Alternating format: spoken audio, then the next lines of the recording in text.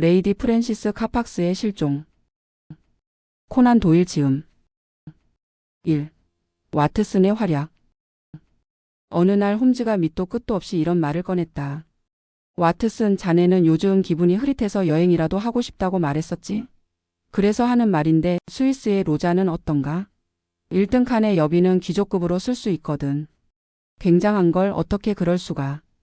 홈즈는 의자에 등을 기대며 주머니에서 수첩을 꺼내어 들었다. 세상에서 가장 위태로운 건 동행도 없이 이곳저곳으로 흘러다니는 여인이지. 남에게 해를 끼치진 않지만 남으로부터 해를 입기가 쉬워. 재산은 있기 때문에 이 나라에서 저 나라로, 이 호텔에서 저 호텔로 돌아다니는 중에 질이 좋지 않은 사람들의 목표가 되기 십상이지. 여우 굴에 발을 들여놓는 병아리 같은 존재라고. 레이디 프랜시스 카팍스는 그런 여성이네. 이 여자에게 어떤 불길한 일이 일어나지 않았는지 걱정을 하고 있는 참일세. 홈즈는 잠시 노트를 뒤적이다가 말을 이었다. 레이디 프랜시스 카팍스는 고 러프턴 백작의 혈통을 이어받은 귀한 신분이지. 부동산은 남자 자손이 상속받아 관리하고 있지만 이 레이디에게 돌아간 재산도 적지는 않을 걸세. 그 중에는 은과 다이아몬드로 만든 희귀한 스페인의 장신구도 포함되어 있다네. 레이디는 이것을 몹시 애지중지해서 은행에도 맡기지 않고 늘 갖고 다닌다네. 그리고 레이디 프랜시스는 막 중년에 접어든 아름다운 기부인이라는 걸세. 그래, 그 기부인에게 무슨 일이 일어났다는 겐가? 레이디 프랜시스에게 어떠한 일이 일어났느냐, 마이너스 살았는지 죽었는지 그것을 규명하는 것이 우리의 과제일세. 그녀는 규칙적인 성격의 소유자로 최근 4년 동안은 옛날의 가정교사였던 도분이 양에게 2주마다 편지를 보내는 것이 습관이었네. 그리고 나에게 레이디 프랜시스에 대해 상의를 해온 것도 도분이 양이었네. 그런데 5주가 지났는데도 소식이 없다는 것일세. 마지막 편지는 로잔의 내셔널 호텔에서 온 것이고 레이디 프랜시스는 그곳을 떠났는데도 행선지를 알리지 않았던 것 같아. 그녀의 친척들이 무척 걱정을 하고 있는데 워낙 부자들이라 수사에 들어가는 돈은 아끼지 말라고 하는군. 레이디 프랜시스는 도분이 양 외에도 편지 왕래를 하는 사람이 있을 만하지 않은가? 확실한 단서가 될 만한 곳이 하나 있기는 하지. 그건 은행일세. 은행의 통장은 일기와 같아서 추적하는데 많은 도움이 되지. 레이디 프랜시스의 거래 은행은 실베스타일세. 나는 그녀가 돈을 인출한 자료를 검토해 보았네. 끝에서 두 번째 수표는 로잔에서 결제받아 비용에 썼는데 액수가 크니까 아직 현금을 지니고 있을 것이고 그 뒤에 끊은 수표는 단 한 장뿐일세. 누구에게 어디서 끊었던가? 마리 드백 양에게 준 것일세. 어디에서 끊었는지는 알 수 없고 그 수표는 프랑스의 작은 도시 몽펠리에의 리옹 은행에서 현금으로 인출되었는데 아직 3주가 되지 않았네. 액수는 50파운드. 그래, 그 마리 드뱅이라는 여자는 누군가? 마리 드뱅은 레이디 프랜시스의 하녀였네. 왜 그녀가 드뱅에게 수표를 주었는지는 아직 알 수 없지만 자네가 조사해 준다면 문제 해결은 수월하겠네. 내가 조사를 한다고? 그래서 로잔으로 여행을 가라는 것이 아닌가. 나는 그 에이브러엄스 노인 사건으로 시간도 없고 또 내가 없으면 경시청 친구들이 안절부절 못할 테고 반면에 범죄자들은 길을 펼게 아닌가. 그래서 자네에게 가보라는 걸세. 영국과 스위스 사이의 전시는 단어당 2펜스나 하지만 나와 상의하고 싶은 일이 있으면 언제라도 전보를 쳐주게나. 그로부터 이틀 뒤 나는 로잔의 내셔널 호텔에 도착 지배인인 모세 씨의 영접을 받았다. 그의 이야기에 의하면 레이디 프랜시스는 이곳에 며칠 동안 묵었다고 한다. 나이는 40이 가깝지만 아직도 아름다워서 젊었을 때는 정말 대단한 미인이었을 것이라고 하며 수선을 떠는 것이었다. 모세 씨는 레이디 프랜시스의 귀중한 장신구에 관해서는 아는 것이 없었지만 종업원들의 소문으로는 그녀의 침실에 있는 튼튼해 보이는 여행용 가방에는 늘 자물쇠가 채워져 있었다고 한다. 레이디 프랜시스의 하녀인 마리 드뱅은 이 호텔의 급사장과 약혼을 한 사이라 그녀의 주소를 알아내는 것은 쉬운 일이었다. 몽펠리에의 트라장가 11번지였다. 곧 그 주소를 적어두었는데 홈즈라고 해도 이만큼 신속하게 자료를 모으기는 어려울 것으로 생각되었다. 하지만 내 능력으로는 어째서 레이디 프랜시스가 갑작스럽게 이 호텔을 떠나갔는지 그 원인을 밝힐 수가 없었다. 그녀는 호수가 내려다 보이는 특시를 잡고 여름 한철을 계속 머물러 있을 생각이었던 것 같다. 그런데 난데없이 내일 출발하겠다고 말하고는 호텔을 떠나버린 것이다. 그 때문에 선불한 호텔 비용을 날려버리게 되었다. 하녀의 애인이 된 급사장이 단서가 될 만한 이야기를 해주었다. 레이디 프랜시스가 급히 떠난 것은 떠나기 이틀 전에 키가 크고 살갗이 검으며 턱수염을 기른 남자가 호텔을 찾아온 것과 관계가 있을 것이라는 이야기였다. 대단히 거칠어 보이는 남자로 그녀에게 관심이 많은 것 같았다고 했다. 그 남자는 호숫가의 산책로에서 그녀와 이야기를 하고 있었다. 그리고 그 이튿날 호텔로 찾아왔으나 그녀는 만나주려 하지 않았다. 영국인이었는데 이름은 밝히지 않았다. 그녀는 그 뒤 곧 호텔을 떠났다. 급사장의 이야기로는 하녀인 마리도 레이디 프랜시스가 서둘러 떠난 것은 그 남자와 관계가 있을 것으로 보고 있다는 것이었다. 그러나 급사장은 마리가 그녀의 하녀 일을 그만둔 이유를 말하지 않았다. 거기에 대해서는 아무것도 모르거나 말하고 싶지 않거나 둘 중 하나일 것이다. 그것을 알고 싶다면 별수 없이 몽펠리까지 찾아가서 직접 마리에게 물어볼 수밖에 없었다. 그것으로 나의 활동 첫 단계는 끝났다. 다음에는 레이디 프랜시스가 로잔을 떠나 어디로 가려 했는지를 조사해 보려고 했다. 쿡 여행사 지점의 담당자를 조사해 조회해 본 결과 아마도 그녀는 누구에겐가 자기의 행방을 감추기 위해서 이곳을 떠났을 것이라는 결론을 내렸다. 까닭인즉 그녀의 짐이 그 행선지를 확실히 하지 않은 채 여기저기를 경유해서 라인 강가의 온천 휴양지 바덴에 도착해 있었기 때문이다. 그래서 나는 곧 바덴으로 갔다. 그 전에 홈즈에게 전보를 쳐서 조사의 진전 상태를 알렸다. 홈즈에게서는 비꼬는 투로 칭찬의 답장이 왔다. 바덴에서는 그녀의 발자취를 추적하는데 별로 힘들 것이 없었다. 그녀는 앵리셔라는 호텔에 묵고 있었다.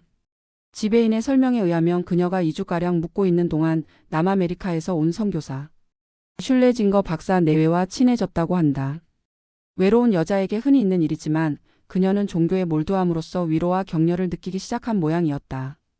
슐레징거 박사는 신앙에 몸과 마음을 바쳐 지나칠 정도로 선교 활동을 하다가 건강을 해쳐 휴양차 이곳에 와 있었다고 하는데 그녀는 그러한 박사에게 감동을 받은 것 같았다. 그리고 슐레징거 부인과 함께 박사를 돌보아 주었다.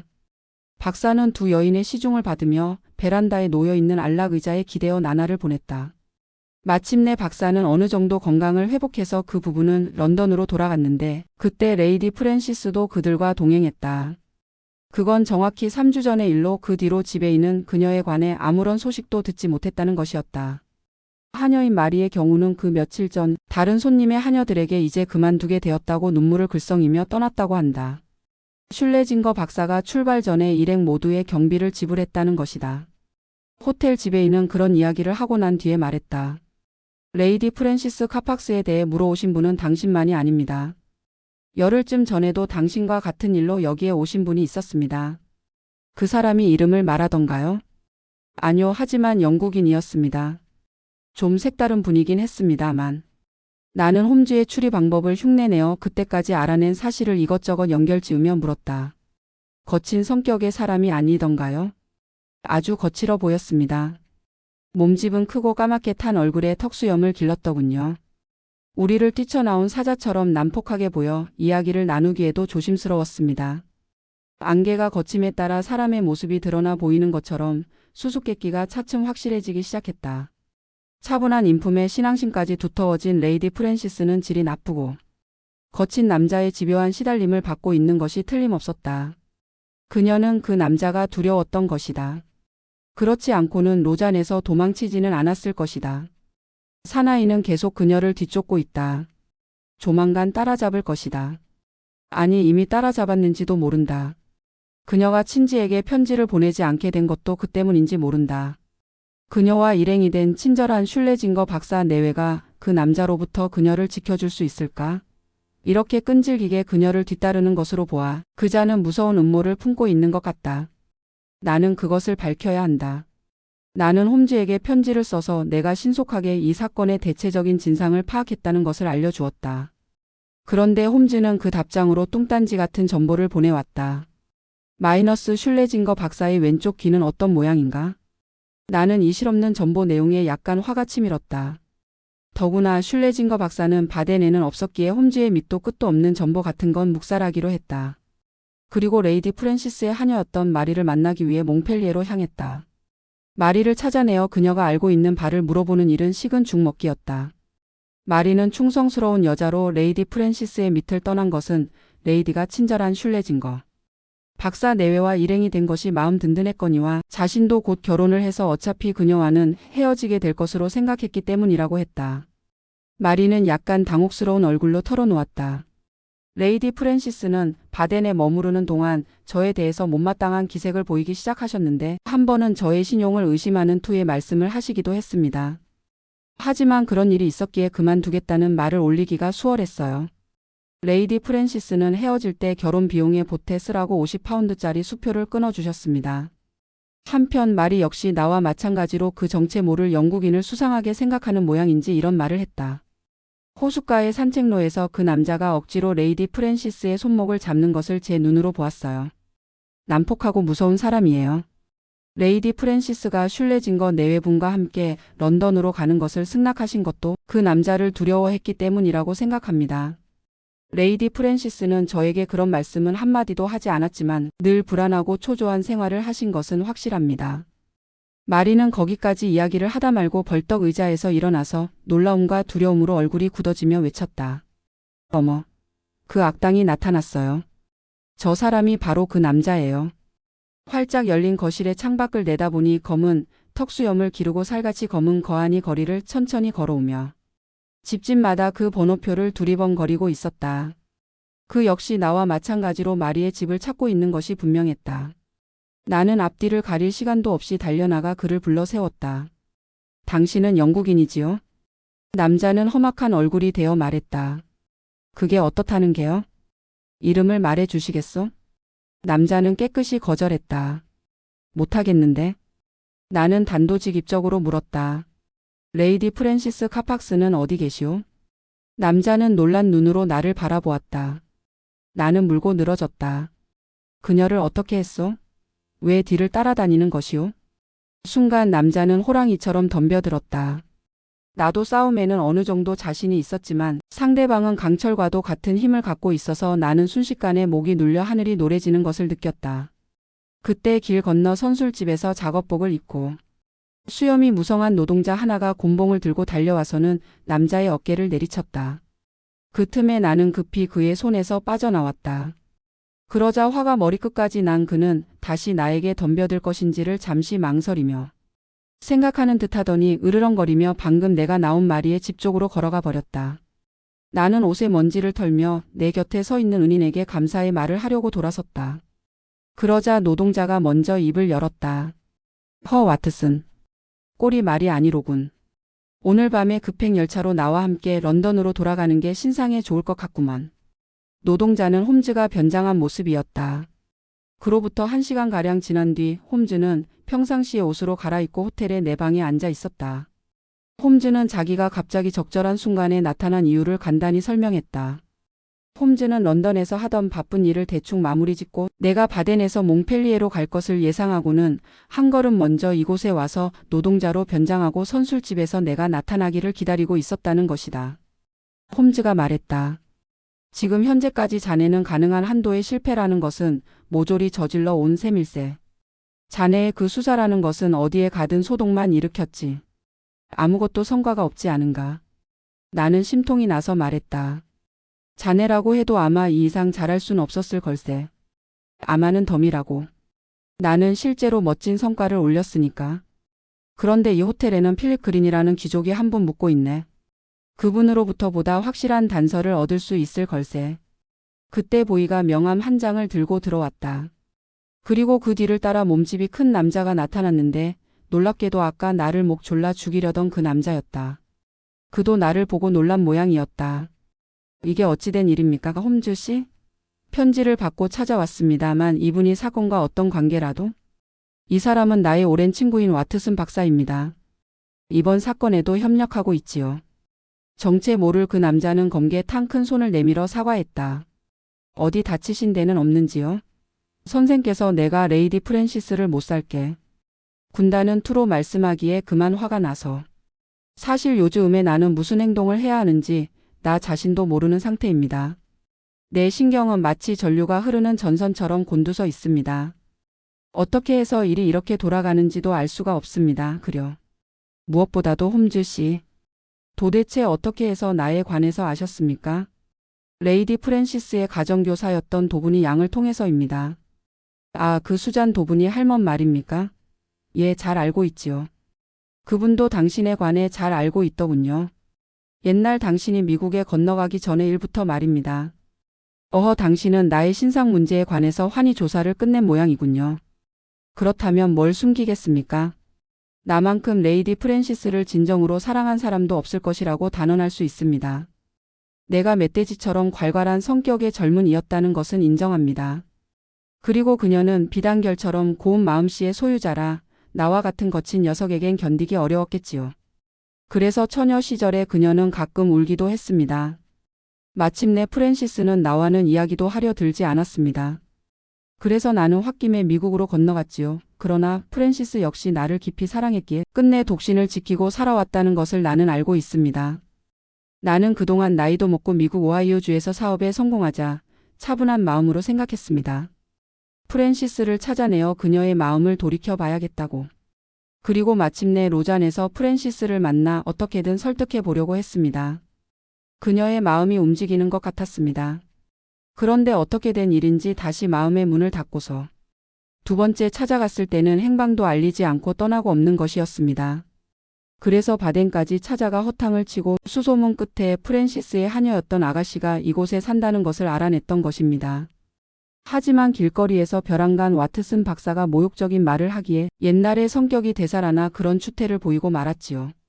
어쨌거나 레이디 프랜시스가 그 뒤 어떻게 되었는지 알 수 있겠습니까? 홈즈는 진지한 얼굴로 대꾸했다. 그건 우리도 궁금해하는 일입니다. 당신의 런던 숙소는 어디입니까? 그린시? 랭검 호텔입니다. 그럼 런던으로 돌아가서 내가 연락할 때까지 기다려 주십시오.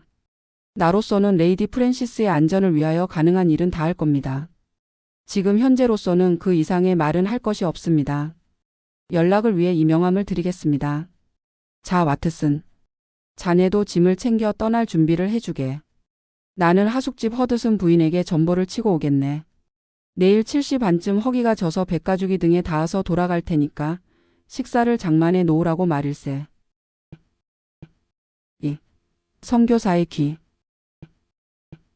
런던 베이커가에 우리 집으로 돌아와 보니 전보 한 통이 와 있었다. 홈즈는 그것을 읽고는 잠옷 재미있다는 듯 장난기가 어린 표정으로 나에게 던져주었다. 내용은 마이너스 갈기갈기 찢어져 있었음. 이라고 되어 있고 발신지는 바덴이었다. 나는 고개를 갸우뚱했다. 이게 뭔가? 기억하고 있겠지만 내가 자네에게 전보를 쳐서 슐레진 거. 박사의 왼쪽 귀가 어떻더냐는 질문을 했는데 자네는 답장도 없었지. 그야 박사 일행은 이미 바덴을 떠나서 살펴볼 수가 없었잖아. 맞아. 그래서 나는 다시 앵리셔 호텔의 지배인에게 같은 질문에 전보를 쳤지. 이게 그 회답일세. 이 회답에서 뭘 알았단 겐가? 우리의 상대가 극히 교활하고 위험스러운 인물이라는 것을 알았네.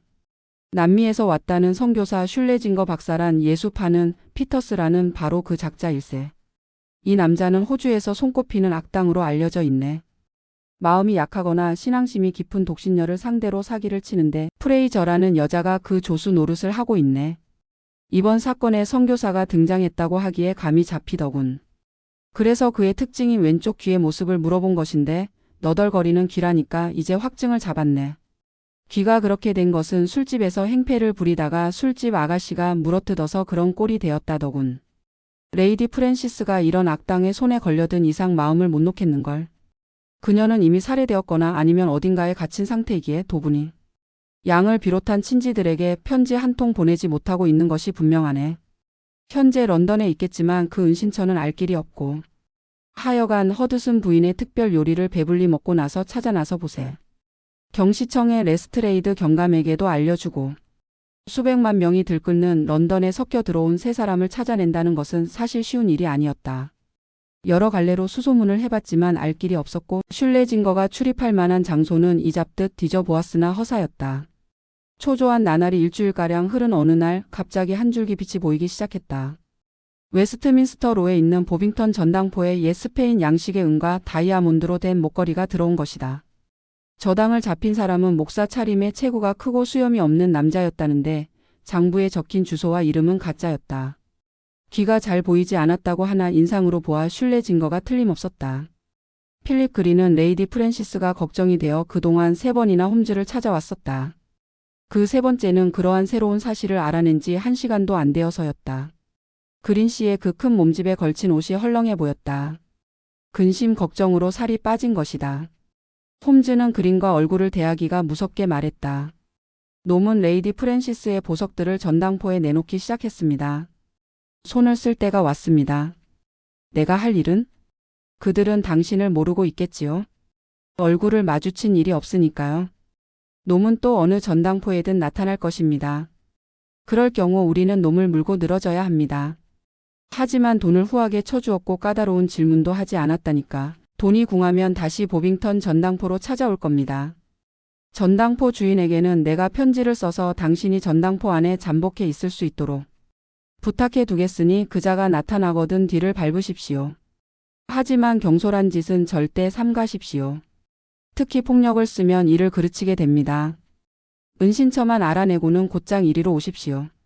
이틀이 지나도록 그린으로부터는 아무런 소식이 없었다. 그러나 사흘째 되던 날 저녁 그린이 흥분한 나머지 부르르 몸을 떨며 뛰어들어왔다. 나타났어요. 빨리. 얼마나 당황하고 있는지 말도 제대로 하지 못했다. 홈즈가 그린의 손목을 잡고 의자에 앉히며 물었다. 일어난 일을 순서대로 이야기해 보십시오. 불과 1시간 전의 일입니다. 이번에는 여자가 나타났는데 갖고 온 목걸이가 요전에 그것과 짝을 이루는 것이었기에 전당포 주인이 나에게 눈짓을 해주었습니다.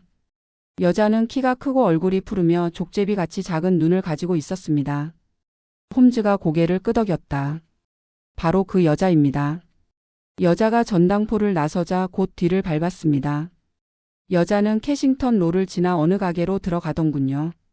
홈즈 씨, 그건 장의사였습니다. 홈즈가 흠칫 놀라며 물었다. 그래서요? 여자가 장의사 주인과 이야기하더군요. 나도 시치미리 떼고 장의사 안으로 들어가서 관을 고르는 채 했습니다. 그러자 여자가 너무 늦는군요. 라고 푸념하자 주인이 굽실거리면서 변명을 합디다. 그럴 수밖에 없는 것이 흔한 물건이 아니어서 시간이 걸립니다. 그때 여자가 흘끗 나를 바라보았기에 나는 관의 값을 물어보고는 먼저 밖으로 나와 골목 속에 몸을 숨겼습니다.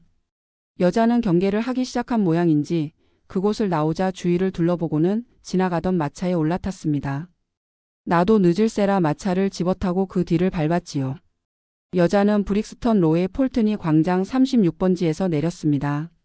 나는 그대로 그 앞을 지나쳐 길이 구부러진 곳에서 마차를 내려서는 그 집을 감시하고 있었습니다. 누굴 봤나요? 창은 모두가 캄캄하고 아래층 방 하나에만 불이 켜져 있었습니다. 하지만 덧문이 닫혀 있어서 안은 보이지 않았습니다. 집 주위를 서성거리며 어찌할 것인가를 궁리하고 있는데 포장을 두른 집마차가 와서 집 앞에 멎었습니다. 두 사람이 내리더니 마차 안에서 무엇인가를 내려 현관의 계단 위로 끌어올렸는데 그것은 관이었습니다. 뭐라고요? 나는 곧장 안으로 뛰어들려고 했지요. 그때 문이 열리고는 인부들이 관을 들고 안으로 들어갔습니다. 문을 연 것은 그 여자였습니다. 그 여자는 문득 나를 바라보았는데 내가 아까의 그 남자라는 것을 눈치챈 것 같았습니다. 여자가 흠칫 놀라며 황급히 문을 닫았으니까요. 당장에 쫓아 들어가고 싶었으나 당신과 한 약속도 있기에 이렇게 이곳으로 달려왔지요. 홈즈는 편지지에 급히 무언가를 쓰면서 말했다. 잘하셨습니다. 영장 없이는 정식으로 수색을 할 수가 없습니다. 그래서 이 편지를 갖고 가 경찰에게 법적인 영장을 받아와 주시면 고맙겠습니다. 다소 문제가 있을지 모르나 보석을 강탈한 것만으로도 충분합니다. 꼭 레스트레이드 경감을 만나십시오. 하지만 그 사이에 프랜시스가 살해될지도 모릅니다. 그 관을 왜 사들였을까요? 프랜시스가 아니면 누구를 넣으려고 한 걸까요? 우리가 곧 그리로 갈 생각입니다. 지체할 시간이 없습니다. 그쪽 길은 우리에게 맡기십시오. 3. 홈즈의 패배. 그린이 달려나가자 홈즈가 말을 이었다. 자, 와트슨. 그린이 가면 경찰이 출동할 걸세. 우리는 그 전에 유격대로서 독자적인 행동을 취해야 되겠네. 사정이 급하니까 법적인 시비는 나중 문제일세. 1시 앞이 폴트니 광장으로 달려나가자고. 마차가 전속력으로 웨스트민스터 다리를 건너고 있을 때 홈즈가 말했다.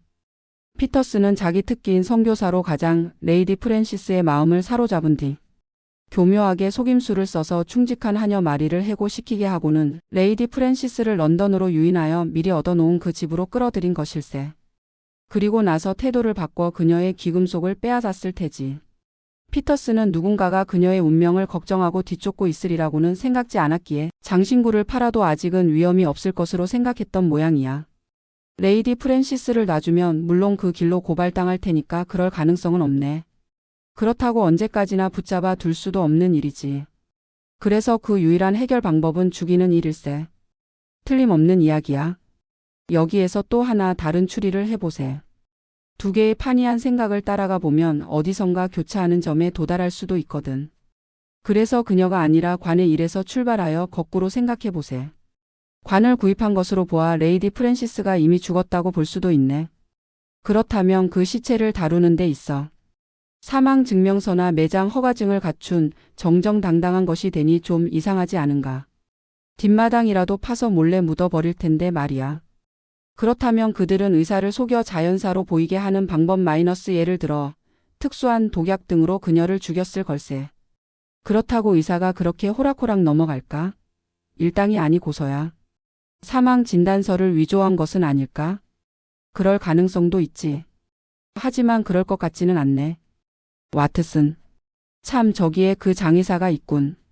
자네의 의젓한 모습이라면 누구도 의심하지 않을 걸세. 폴튼이 광장에서 치르는 장례는 내일 몇 시에 있는지 물어봐 주게. 점원은 아무런 의심도 없이 내일 아침 8시라고 대답했다. 홈즈가 고개를 갸우뚱했다. 어떤가 와트슨. 만사가 다 공공연하지? 어떤 재주를 부렸던 법률에 따른 수속을 밟았으니 두려울 것이 없다는 투야. 자, 이렇게 되면 정면 공격으로 쳐들어갈 수밖에 도리가 없네. 무장은 되어 있나? 지팡이가 있네. 좋아, 이쪽은 강하다고. 정의의 싸움이라면 그 힘은 3배라고 했지. 경찰이 올 때까지 기다리거나 법을 지킨답시고 구경만 할 틈이 없네. 와트슨. 서로의 행운을 빌자고. 우리는 마차에서 내려 폴튼이 광장 36번지의 집 현관 벨을 힘차게 눌렀다. 곧 문이 열리고 어두컴컴한 현관에 키가 큰 여인이 문 뒤에서 우리를 엿보듯 내다보며 물었다. 무슨 일로? 홈즈가 말했다. 슐레징거 박사와 할 이야기가 있습니다. 그런 분은 여기에 살지 않아요. 여자는 그렇게 말하며 문을 닫으려 했으나 홈즈는 이미 발 하나를 들이밀고 있었다. 이름을 어떻게 바꿨는지 모르겠지만 이 집 주인에게 볼 일이 있어서 왔소. 여자는 멈칫하더니 문을 활짝 열어 젖혔다. 그러시다면 들어오세요. 주인께선 누가 찾아오든 겁날 게 없는 분이니까요. 여자가 우리를 거실로 안내하고는 가스등에 불을 붙이고 나가면서 말했다. 피터스는 곧 내려올 겁니다. 우리가 먼지가 뽀얗고 곰팡내 나는 방안을 둘러보고 있는데 곧 문이 열리면서 수염이 없고 대머리에 체구가 큰 사나이가 들어왔다. 큼직하고 불그레한 얼굴로 얼핏 보기에는 자애로운 느낌을 주지만 그 입가에는 잔혹하고 심술궂은 미소가 감돌고 있었다. 남자는 아주 부드럽고 점잖은 목소리로 말했다. 뭔가 잘못된 것 같습니다. 혹시 집을 잘못 찾아오신 건 아닌지요? 홈즈가 쏘아붙였다. 능청은 그만. 당신의 이름은 헨리 피터스. 바덴이나 남아프리카에서는 슐레징거 박사로 행세했소. 내 이름이 셜록 홈즈인 것처럼 그런 틀림없는 사실일 거요.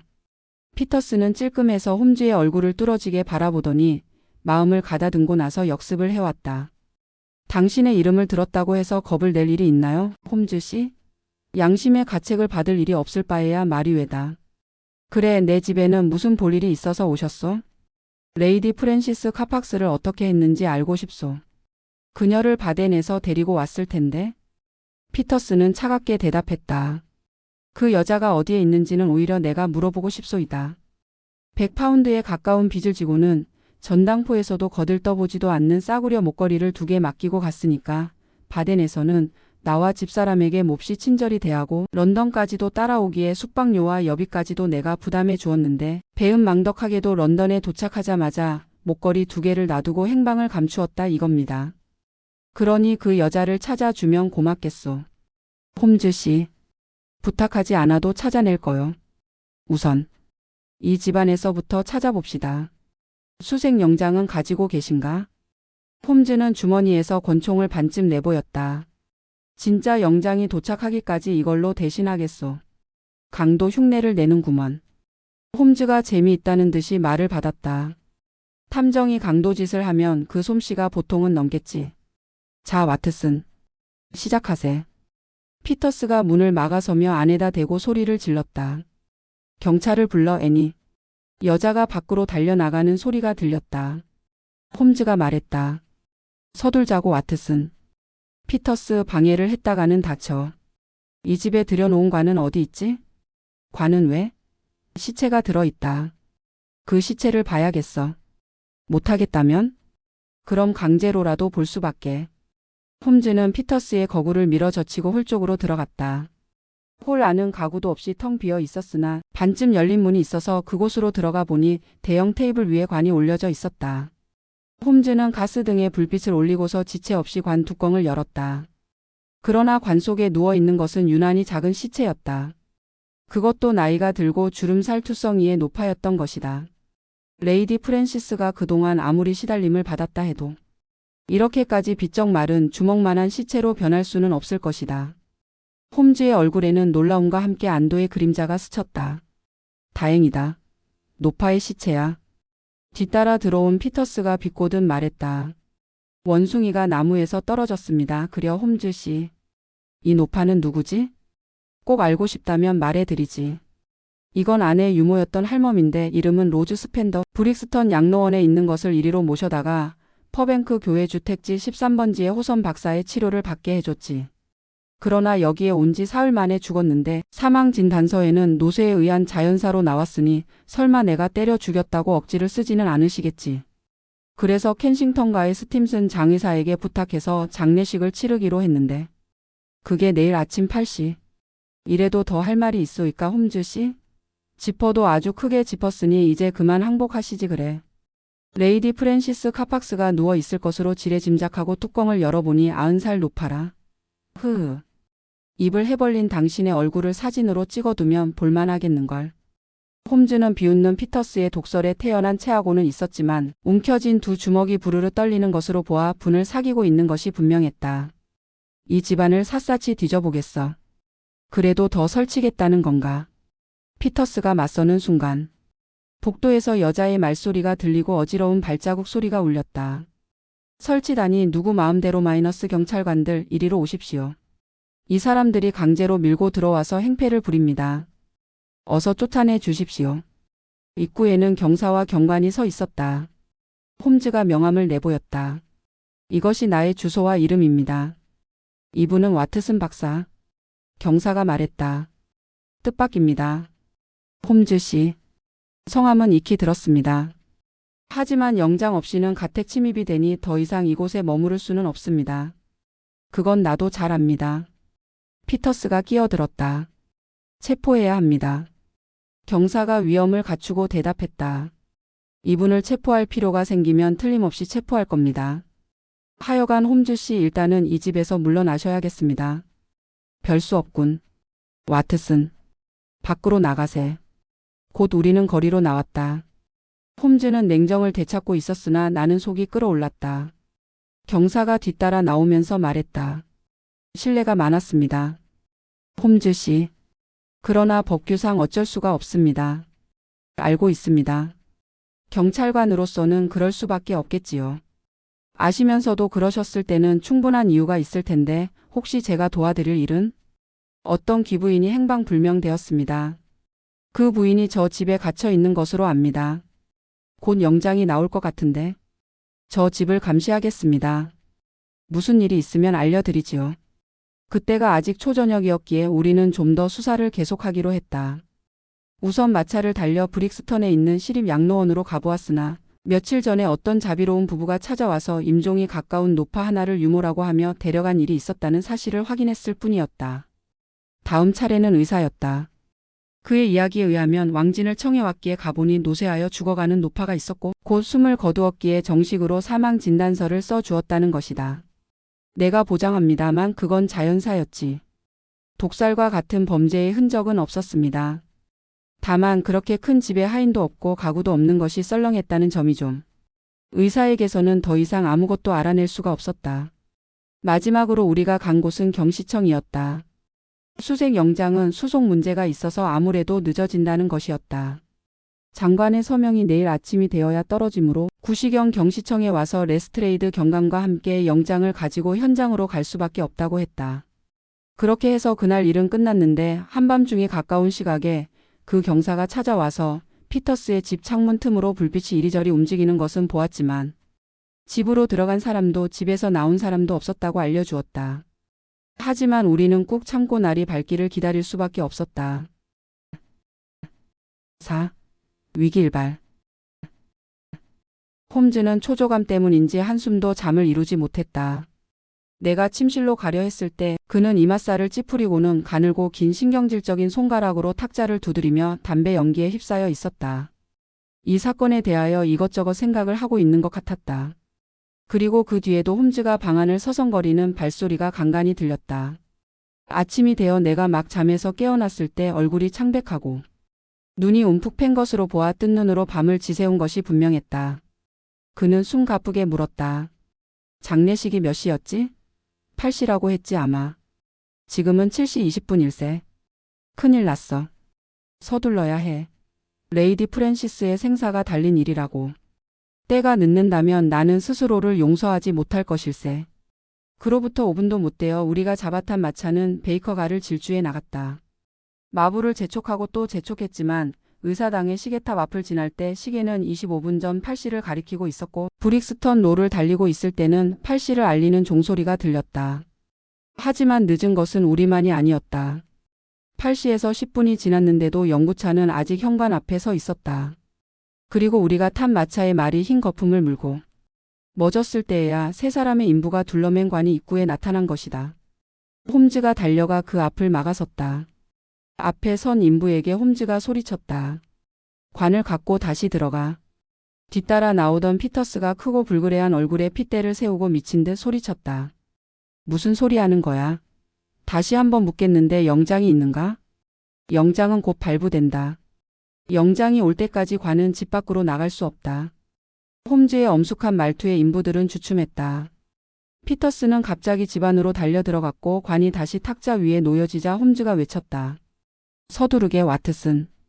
여기 드라이버가 있네. 1분 동안 뚜껑을 열면 그마 1파운드다. 아무 소리도 묻지마 관을 여는 거다. 그쪽에 나사도 빨리. 자 모두 힘껏 잡아당겨. 열린다 열려. 우리는 인부들과 힘을 합쳐 관 뚜껑을 열어 젖혔다. 그러자 관 속에서 지독한 클로로포름 냄새가 풍겨나왔다. 그 속에는 얼굴에 솜을 덮은 시체가 보였다.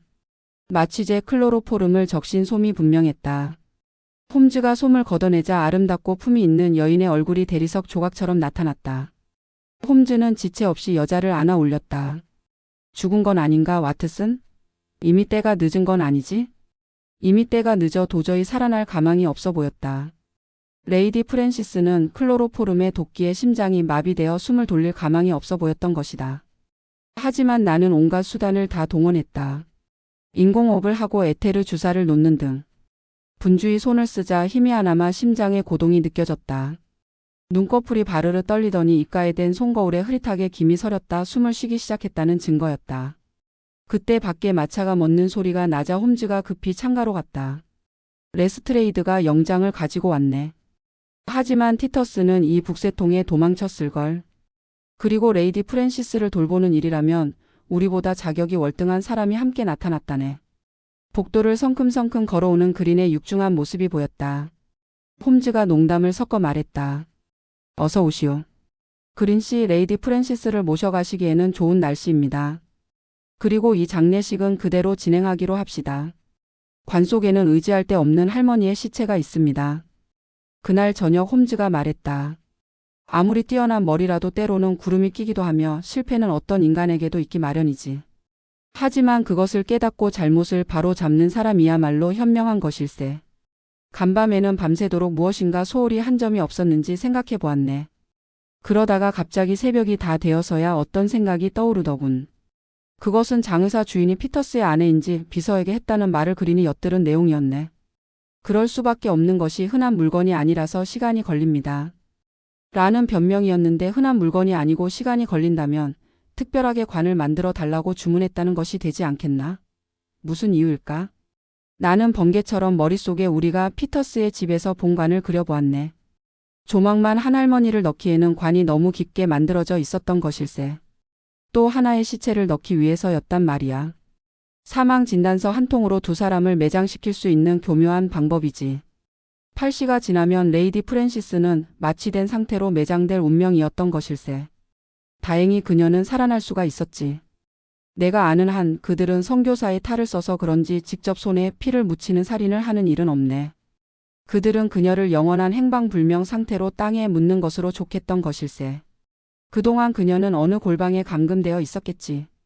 그리고 노파가 죽고 간이 준비되자 그들은 클로로포름을 들이대어 그녀를 의식불명 상태에 빠뜨리고 다시는 깨어나지 못하게 약을 적신 솜을 얼굴에 덮어관에 넣고 철저를 기하기 위해서 나사못까지 박아두었던 것일세. 그냥 뚜껑을 덮으면 혹시 뚜껑이 미끄러지거나 누가 열어보기 쉬우니까 말이야. 하여간 빈틈없는 수법이었네.